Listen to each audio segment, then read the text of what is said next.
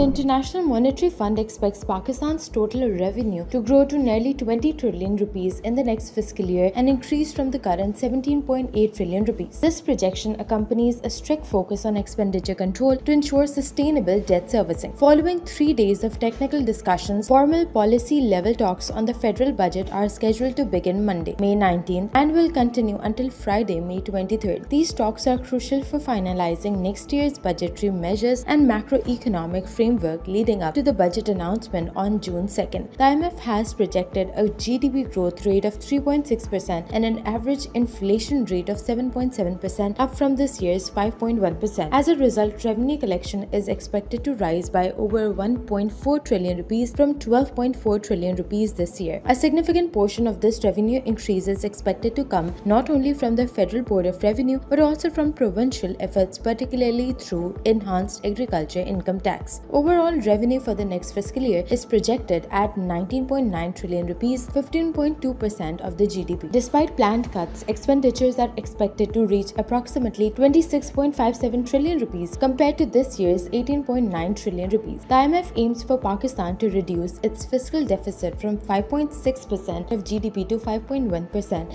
equating to about 6.67 trillion rupees. Additionally, a primary surplus of 2.1 trillion rupees is targeted, a key measure for reducing the debt-to-GDP ratio from 77.6% to 75.6% by fiscal year 26. Meanwhile, the Ministry of Finance has mandated the inclusion of climate-related components in subsidy allocations. This climate tagging requirement, part of the extended fund facility, will now apply to all grants and subsidies, categorizing expenditures by adaptation, mitigation, and transition goals. For more on this, read the full-on story linked in the description.